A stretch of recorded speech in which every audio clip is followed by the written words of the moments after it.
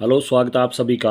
तो पिछली वीडियो में जो मैंने सेट बनाया था तो उसमें मैं आपको फर्स्ट प्रश्न के 20 प्रश्नों तक समझा चुका था। तो अब इसके बाद फर्स्ट क्वेश्चन के ही 21 के बाद क्वेश्चन आएंगे। फर्स्ट क्वेश्चन के पार्ट है 30। तो आज हम 21वां क्वेश्चन करेंगे, फिर 22वां करेंगे, 30वां करेंगे जो आपको एग्ज़ाम में आते हैं। तो देखिए अब हम चले हैं 21वां प्रश्न। ये फर्स्ट का ही है, प्रश्न फर्स्ट का 21वां प्रश्न है। देखिए कि 24 AB² के गुणनखंड हैं। ए 2 गुणा 2 गुणा 2 गुणा 3 गुणा ए गुणा बी गुणा बी। बी देखिए 2 गुणा 3 गुणा 2 गुणा 3 गुणा ए गुणा बी। सी 4 गुणा 6 गुणा ए गुणा बी गुणा ए। Factorization of 24AB² is a 2 into 2 into 2 into 3 into a into b into b. B 2 into 3 into 2 into 3 into a into b. C 6 into 4 into a into b into a. तो देखिए एक तो simple है कि आपने 24 के सबसे पहले फैक्टर करने हैं। जैसे देखिए यहाँ पर मैंने लिखा, देखिए आप 24 के फैक्टर बनाएंगे। देखिए यहाँ पर ए 24 है, देखिए प्राइम फैक्टर बनाते हैं अभाज्य गुणनखंड।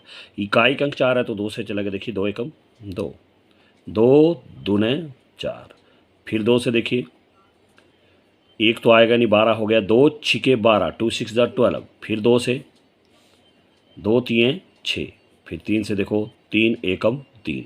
हमारे पास जो 24 के फैक्टर आए देखो 2 2 2, 3 बारी आपके पास 2 है, लिख दिया, और एक बारी आपका 3 है। और साथ में देखिए गुणनखंड का तो बीच में गुणा का चिन्ह। यहाँ पर ए कितनी बारी है, एक बारी, फिर गुणा बी कितनी बारी, स्क्वायर, स्क्वायर मतलब 2 बारी, बी आपका 2 बारी आएगा, बी गुणा बी।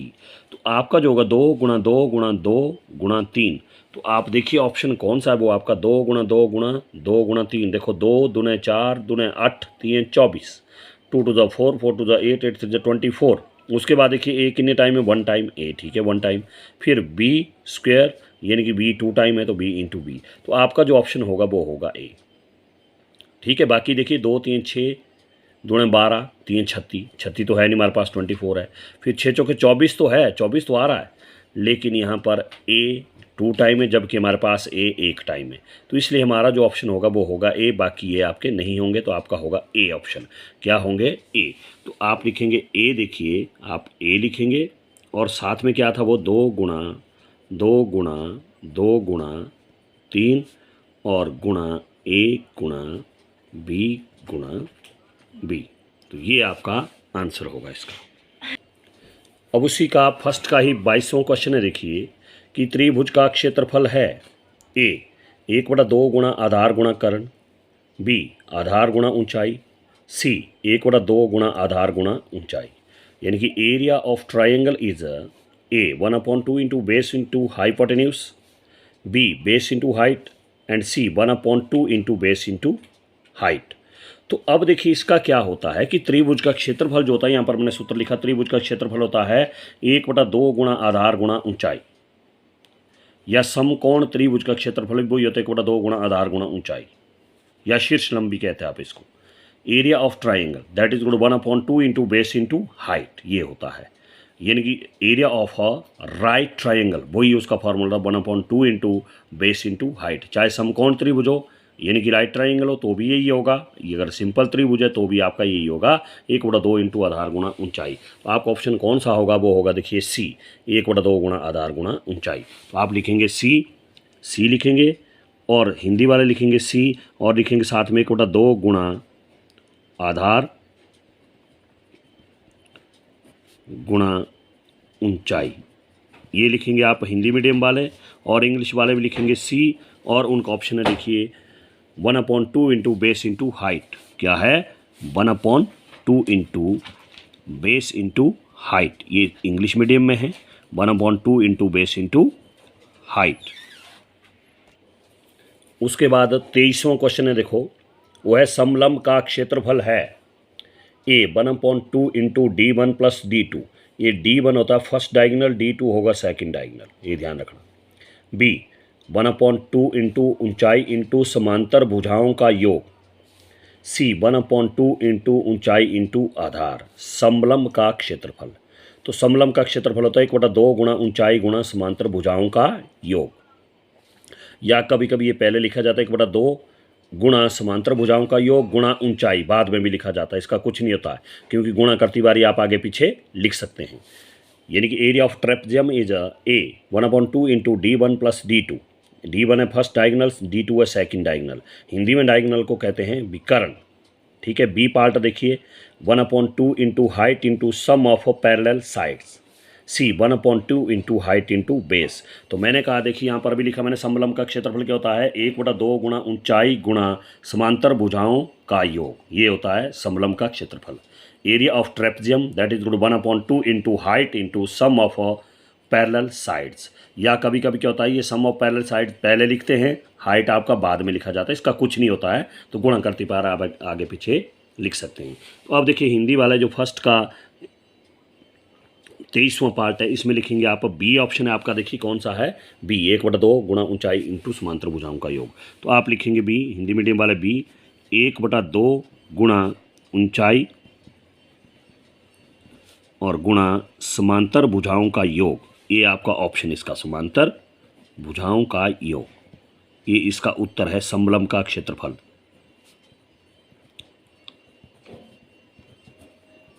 एक बटा दो गुणा ऊंचाई गुणा समांतर भुजाओं का योग। इंग्लिश में, इंग्लिश वाले लिखेंगे B 1/2 into height into sum of parallel sides, sum of parallel sides हो गए, पैरेलल साइड्स, ये होगा आपका सम ऑफ पैरेलल साइड्स। यानी कि area of trapezium that is 1/2 into height into sum of parallel sides, ये होगा आपका 23 का, यानी कि 23वां, फर्स्ट का 23वां, यानी कि आंसर नंबर फर्स्ट का 23वां।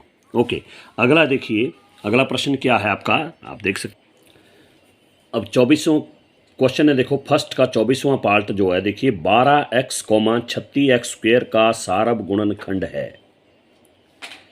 ए 12x, B 36x², C 6x। यानी कि common factors of 12x, 36x² is 8 12x, B 36x², C 6x।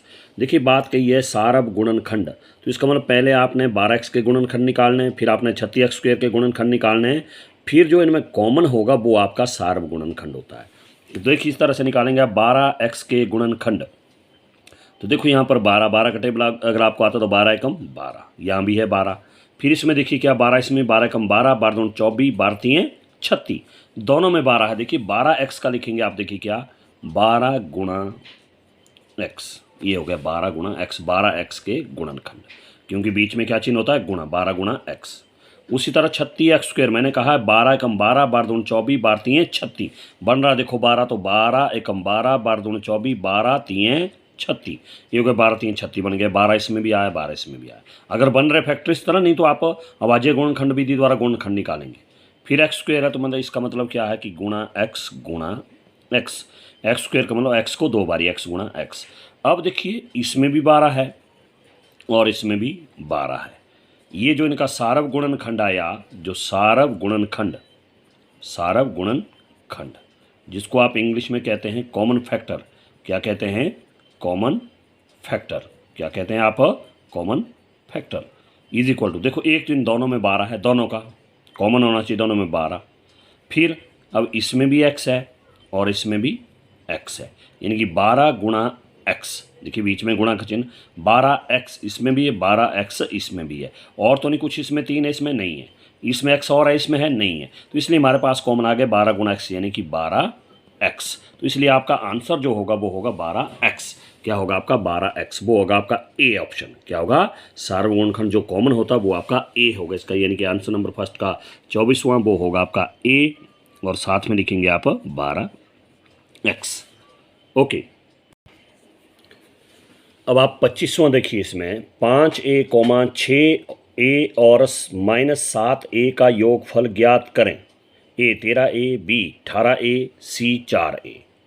Find the sum of 5a, 6a and -7a, A 13a, B 18a and C 4a।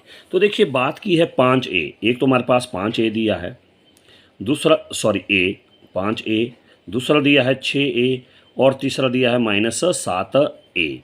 इनका कहा है इन्होंने, देखिए योगफल ज्ञात करें। सम जहाँ पर कॉमा है और है वहाँ पर क्या लिखेंगे आप, योगफल बोला तो जमा। देखिए 5a जमा 6a, यहाँ पर भी आएगा जमा जमा, ये है माइनस का इसलिए दो चिन्ह इकट्ठे नहीं इसलिए ब्रैकेट में रहेगा, क्योंकि बात की योगफल। योगफल जहाँ भी आएगा तो बीच में इसलिए क्या लिखेंगे आप, जमा। अब देखिए इन दो को तो आप हल कर सकते हैं, 5a जमा 6a। तो देखिए 5a जमा 6a, क्योंकि दोनों जमा के 5 जमा 6 कितना हो गया, देखो 11a, कितना हो गए 11a। अब इसका ब्रैकेट खोली, देखिए प्लस और माइनस माइनस, 7a का 7a। अब देखिए ध्यान से 11a, 11 किस चीज़ का, इसके पीछे कोई चिन्ह नहीं तो प्लस प्लस, और 7a किस चीज़ का आपका, माइनस का। 11 प्लस का 7 माइनस का, 11 में 7 घटे 4a। चिन्ह प्लस का बड़ा भाई, जिस चीज़ की संख्या होगी बड़ी उसका साइन आएगा, प्लस का हम लिखते नहीं है, इसलिए आपका जो ऑप्शन होगा वो देखिए सी होगा। कौन होगा, सी। तो आप लिखेंगे आंसर नंबर फर्स्ट का 25वां वो होगा सी, और साथ में लिखेंगे आप 4a, ये आपका आंसर होगा।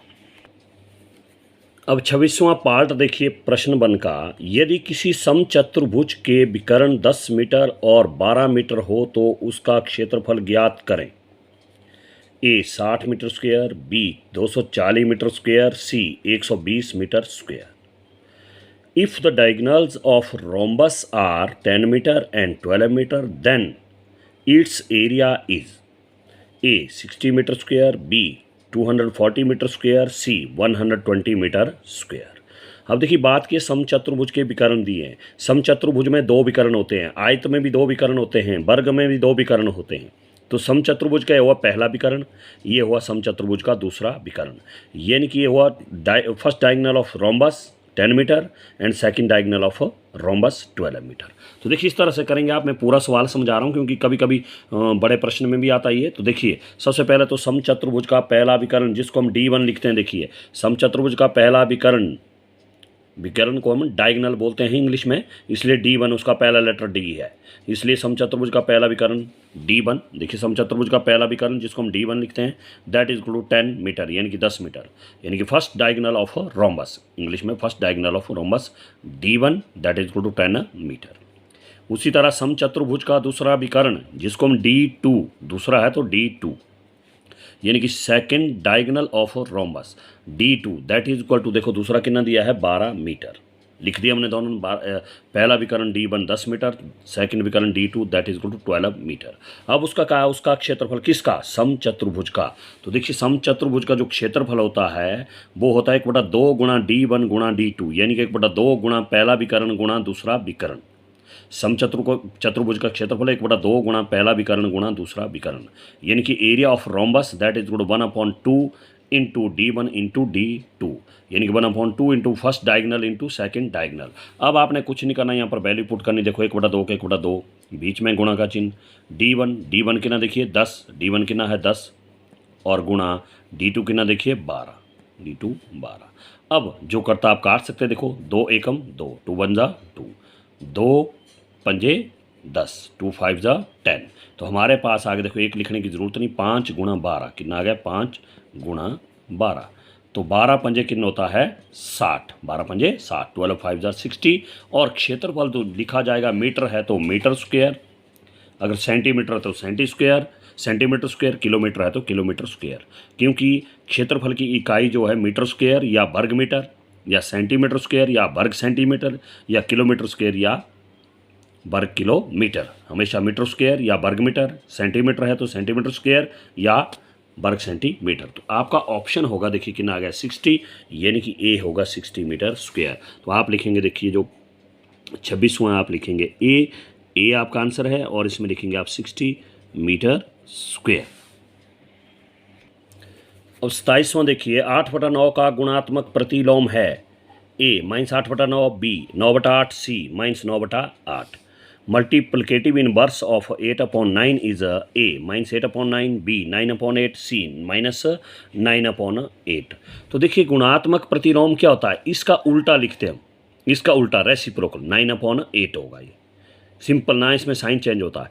एडिटिव इनवर्स में आप वही लिखते हैं, केवल साइन चेंज होता है, लेकिन गुणात्मक प्रतिलोम में आप उसको ही लिखते हैं, उसका उल्टा लिखेंगे। 8/9 है तो 9/8, यानी कि मल्टीप्लिकेटिव इनवर्स ऑफ 8/9 इज 9/8। 9 जाएगा न्यूमरेटर में, 8 आएगा डिनोमिनेटर में, तो वो होगा आपका कौन सा, देखिए 8/9 है तो 9/8। इसमें कोई चिन्ह चेंज नहीं होता, वो होता है सिर्फ एडिटिव इनवर्स में।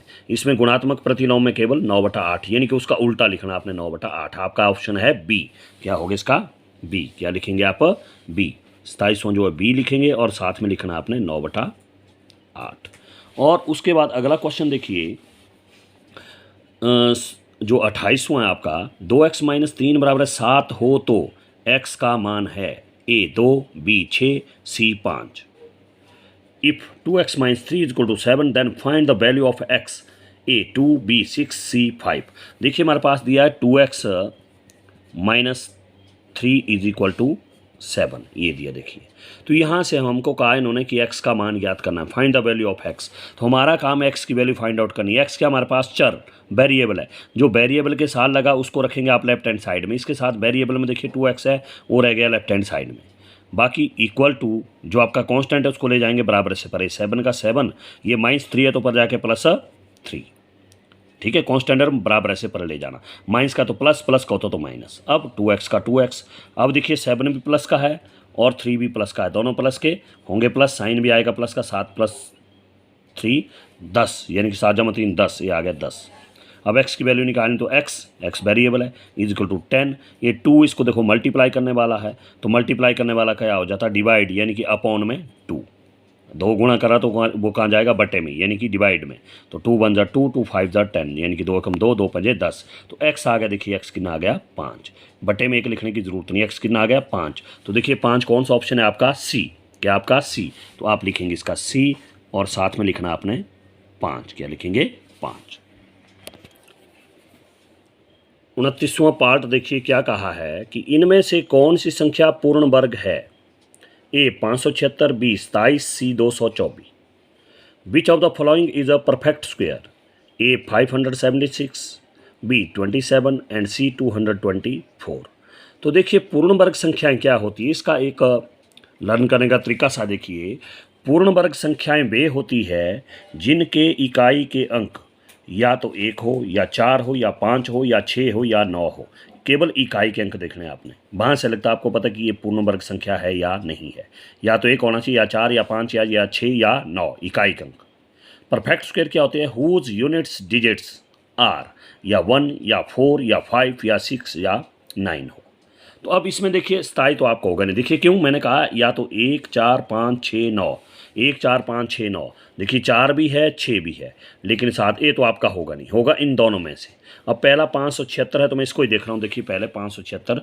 अब जब आपने परफेक्ट स्क्वायर देखना तो आप इसके परफेक्ट स्क्वायर बनाते हैं। देखिए गुणनखंड बनाने पड़ेंगे आपको। देखिए 2 दूने 4, 1 बच गया 17, 2 8 16, 1 बच गया 16, 2 8 16। फिर 2 से देखिए 2 एकम 2, फिर 2 चौके 8, फिर 2 चौके 8, फिर 2 से क्योंकि 4 आ गया, 2 सते 14, फिर 2 दूने 4, फिर देखिए 2 से 2 दूने 4, 2 3 6, 1 बच गया 12, 2 6 12। फिर देखिए 2 से 2 एकम 2, 1 बच गया 16, 2 8 16। फिर 2 से 2 9 18। फिर चलेगा आपका देखो 3 से 3 3 9, फिर लास्ट में 3 एकम 3। अब इसके परफेक्ट स्क्वायर देखने तो देखिए 576 इसका स्क्वायर। अब देखिए 2 कितनी बारी है, 1 2 3 4 5 6 बारी, 1 2 3 4 5 6 बारी, और 3 2 बारी, 1 2। अब ये स्क्वायर रूट परफेक्ट स्क्वायर देखना, देखिए इसका भी पेयर बना, इसका भी पेयर बना, इसका भी पेयर बना, इसका भी पेयर बना, सब के जोड़े बने, तो इसका मतलब ये क्या है, ये आपका परफेक्ट स्क्वायर है, इसलिए आपका ए ऑप्शन होगा। अब आगे हम देखेंगे ही, क्योंकि ये तो आपका फिर होगा ही नहीं, क्योंकि एक ही होगा आंसर, 2 तो आंसर होंगे नहीं, इसलिए एक होगा, वो आपका परफेक्ट स्क्वायर ए आया, जिसके जोड़े बनते हैं वो आपका परफेक्ट स्क्वायर होगा। तो आपका ऑप्शन होगा ए। क्या होगा आपका ए। जो आंसर नंबर 1 का 29वां प्रश्न है उसका होगा देखिए क्या, ए, और साथ में लिखेंगे आप 576। आगे वाले करने की आपको ज़रूरत ही नहीं, ठीक है। अब 30वां देखिए, किसी वृत्त के केंद्रीय कोण का माप है। A 180 degree, B 360 degree, C 90 degree. Measure of central angle of a circle is A 180 degree, B 360 degree and C 90 degree. तो वृत्त का केंद्रीय कोण, वृत्त देखिए आपका इस तरह से होता है, इसका केंद्रीय कोण यहाँ पर होता है 360 डिग्री का कोण। कितने का होता है? 360 डिग्री का। तो आप लिखेंगे यहाँ पर कौन सा ऑप्शन है? देखिए बी। क्या है आपका ऑप्शन? बी, और 360 डिग्री का होता है इसका केंद्रीय कोण। ओके, अब जो सेकंड क्वेश्चन है उसमें आता देखो रिक्त स्थान भरो या फिलिंग द ब्लैंक्स। फर्स्ट 4/7 का व्युत्क्रम है, रेसिप्रोकल ऑफ 4/7 इज ब्लैंक। इसमें कुछ नहीं, आपको पूरा लिखना पड़ेगा। जैसे क्वेश्चन आंसर नंबर 2 का फर्स्ट 4/7 का व्युत्क्रम, खाली स्थान है, व्युत्क्रम होता उल्टा, 7 आपका ऊपर आएगा और बटा 4 आपका नीचे आएगा, 7/4। क्या होगा? 7/4। 4/7 का व्युत्क्रम 7/4। Reciprocal of 4/7 is 7/4। ये लिखेंगे आप 7/4। दूसरा देखिए, यदि समीकरण 5x = 25 है तो x का मान खाली स्थान है। इफ़ एन इक्वेशन इज, या एक्सप्रेशन भी बोल सकते हैं, if an equation is 5x = 25 then the value of x is. तो देखिए इसमें क्या आप रफ काम करेंगे, इसमें साइड में देखिए 5x = 25, 5x = 25। तो यहाँ का इन्होंने x का मान, x का मान याद करना। तो देखिए x निकाले तो x वेरिएबल x रख दिए यहाँ, बराबर है 25 का 25। ये जो 5 जो x के साथ क्या कर रहा है? गुणा, 5 गुणा x यानी कि 5x। गुणा करने वाला कहाँ जाता है आपका? वो जाता है बट्टे में यानी कि भाग में। अब काटिए, देखिए 5 एकम 5, 5 पंजे 25। क्या आ गया काट के? देखिए 5, 5 एकम 5, 5 पंजे 25। तो x आ गया हमारे पास कितना? 5। कितना आंसर होगा फिर आपका? x कितना हो जाएगा? 5। तो आपका आएगा देखिए x का मान 5, यानी कि the value of x is 5। Okay, अब अगला देखिए, एक त्रिभुज के कोणों का कुल योग खाली स्थान है। Total sum of angles of a triangle is. त्रिभुज के कोणों का योग, त्रिभुज में 3 कोण होते हैं तो उनके तीनों कोणों का योग जो होता है वो होता है 180 डिग्री। कितना होता है? 180 डिग्री। त्रिभुज के कोणों का कुल योग 180 डिग्री होता है, यानी कि the sum of total sum of angles of triangle is 180 degree. 180 degree ये होता है। ठीक है, अगला चौथा देखिए, संख्या 82 पूर्ण वर्ग है या नहीं, blank. Number 82 is a perfect square और नॉट। तो देखिए मैंने इसका आपको सूत्र भी बताया, यहाँ पर भी फिर बता रहा हूँ। देखिए क्या होता है कि देखिए कि परफेक्ट स्क्वायर कब होता है, यानी कि पूर्ण वर्ग संख्या कब होती है? जिनके इकाई के अंक या तो 1 हो या 4 हो या 5 हो या 6 हो या 9 हो। इकाई का अंक या तो 1 होना चाहिए या 4 या 5 या 6 या 9। तो देखिए इसका इकाई का अंक क्या? 2। तो ये आपकी पूर्ण वर्ग नहीं है। इकाई का अंक क्या होना चाहिए उनमें? या तो 1 या 4 या 5 या 6 या 9, तब होती है वो पूर्ण वर्ग। तो इसलिए आपका 82 क्या है? पूर्ण वर्ग संख्या नहीं है। इन्होंने लिखा वर्ग है या नहीं, तो आप लिखेंगे खाली स्थान में नहीं। क्या लिखेंगे? नहीं।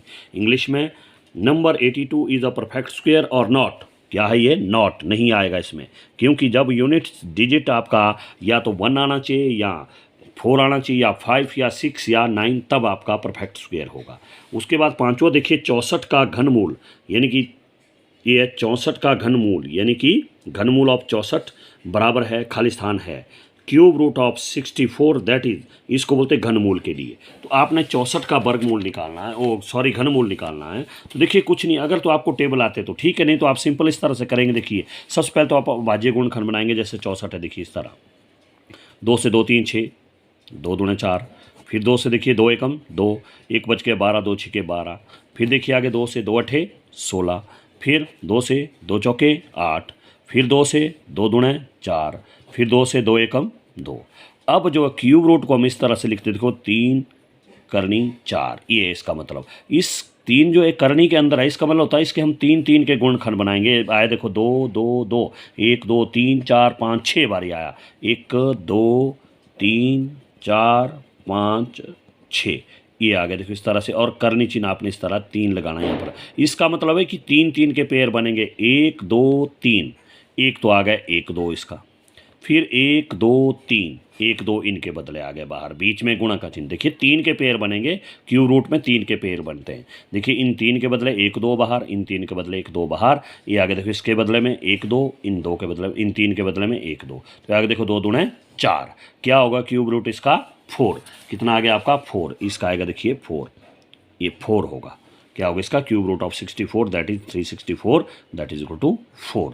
तो रफ काम करके करना आपने। ओके,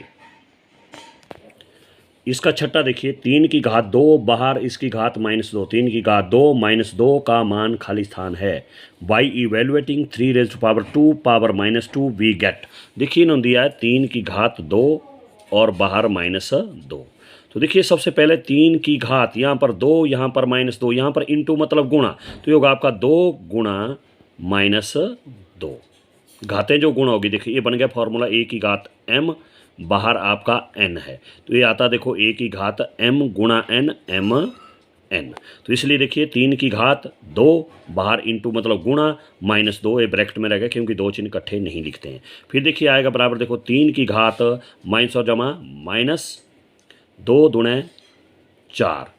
फिर आप इसको हल करेंगे क्योंकि मान है तो पूरा हल करना है। अब किसी की घात अगर माइनस हो तो हम ऊपर 1 लगाते हैं, पूरा ले जाते इसको बटे में, और घात क्या हो जाती है प्लस। यानी कि कहने का मतलब a की घात -m है तो you will write it as 1/a की पावर माइनस की पावर क्या हो जाएगी प्लस में हो जाएगी। ठीक है, तो ये आएगा 1/3 की घात 4। तो ये आएगा आपका देखिए 1/3 की घात 4, मतलब 3 को आप 4 बार लिखेंगे, 2 3 4। अब आप इसको मल्टीप्लाई करेंगे, देखो 1 का 1। अब देखिए 3 3 9 3 27 3 81, 3 3 9 3 27 3 81, 3 3 9 3 27 3 81 आएगा आपका। कितना आएगा? 3 3 9 3 27 3 81। नहीं आता तो आप गुणा करिए सिंपल से। देखो 3 3 9 3 27, 3 3 9 9 3 27, 27 को आप 3 से मल्टीप्लाई करिए। देखिए 3 7 21, कैरिंग 2, 3 6 3 2 6 6 + 2 8, 81, यानी कि 1/81। तो आपका जो आंसर आएगा इसका वो आएगा 1/81, यानी कि यहाँ भी आएगा 1/81। अब दूसरे का 7वां देखिए, हल करो। 5/25 × 100 बराबर है खाली स्थान। Solve expression 5/25 × 100। तो देखिए कुछ नहीं करना, आपने इसको हल करना है। 5/25 × 100, देखिए 5/25 × 100 यानी कि 5/25 × 100। तो देखिए आप गुणा करती बारी आप ऊपर नीचे काट सकते हैं। देखिए 5 एकम 5, नीचे काटिए 5 एकम 5, 5 दूनी 10, 5 15, 5 चौके 20, 5 पंजे 25, 5 आ गए बीच में।